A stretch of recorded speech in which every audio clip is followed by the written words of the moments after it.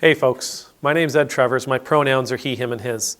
I'm an Anglican priest serving in the beautiful parish of St. Margaret of Scotland that sits on the ancestral and on the unceded territory of the Mi'kmaq people. Gwe. When I was a kid growing up in northern New Brunswick, I remember talking to my dad about, we were talking at a time when my community was going through a lot of hardship. There were lots of questions. There was lots going on. There was lots of confusion and lots of grief, lots of anxiety, fear. See, I grew up in a small town, and that small town was mainly, the economy consisted of the forest industry.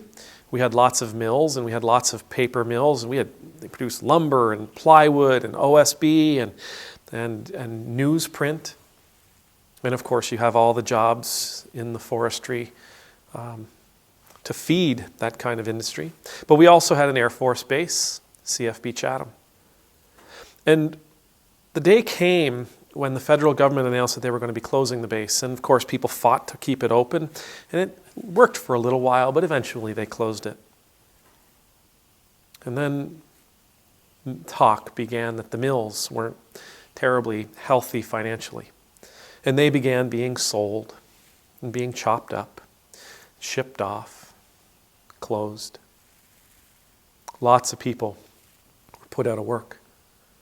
Lots of people were put out of work directly, as a result, a direct result of these closures. Many, many, many more lost their jobs indirectly. Restaurants who no longer could afford the staff or needed the staff that they had because there was no longer the 2,000 military personnel who were there, or stores who no longer needed the staff because they didn't have the customers they used to. So I went to my dad and we talked. What are we going to do? I asked. Well, what do you mean? He said. What are we going to do? What are we, with all these things happening, what are we going to do? The sun's going to come up tomorrow, he said. Nothing I can do about that.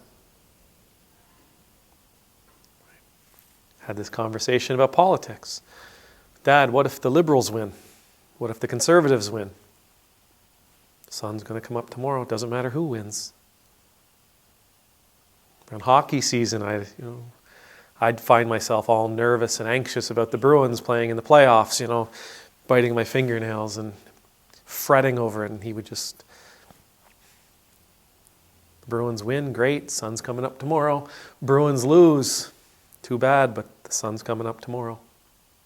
Now, it's not to say that my dad didn't care. He loves the Bruins. And he desperately cared about his friends who were losing their jobs. And he cared a lot about politics. My dad has always has an opinion to share about politics, and will be the first one to tell you that he's always right. Oh, he cared, but he just understood that no matter what happened today, no matter what happened in the game, no matter what happened in the economy, no matter what happened in the election, tomorrow he would have to wake up and he would have to go about his business. And by his business, it wasn't the work he was doing, it was what he was trying to accomplish, which is to take care of his family, to be a good husband and a good father, to be a good human being. No matter what happens today, tomorrow's coming.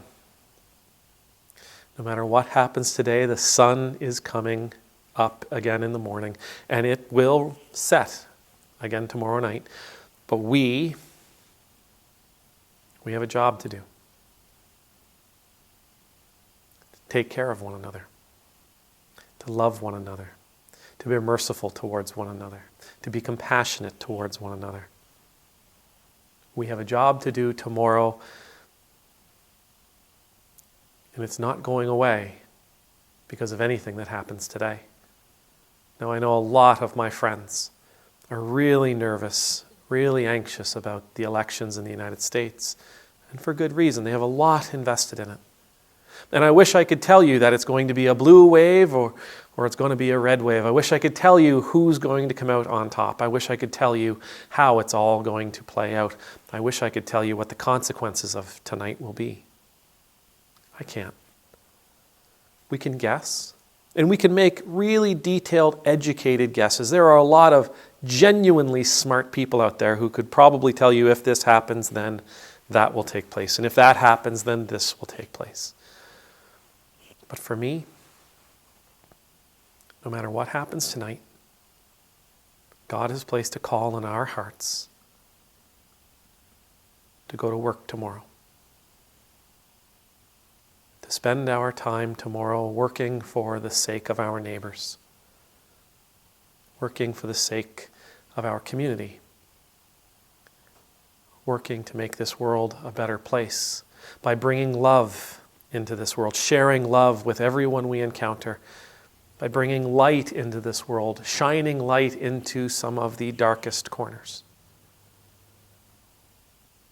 No matter what transpires tonight, when the sun comes up tomorrow, you and I have a job to do. You know, Jesus tells his disciples at one point, he says, hey, the poor, you're always going to have the poor with you. What he means by that is there's always going to be a need to meet. There's always going to be work to be done. This is never going to change. If the Republicans win, there's going to be work to be done tomorrow to take care of our neighbors. If the Democrats win,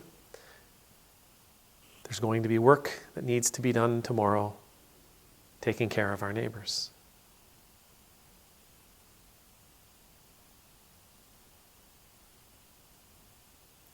May the Lord bless you. May the Lord keep you. May the Lord's face be made to shine upon you and be gracious to you. May the Lord's countenance be lifted up to you. May you always know the peace of being in the Lord's presence. And I pray that tomorrow we'll wake up, no matter what happens tonight, and we will choose to be about our Father's business.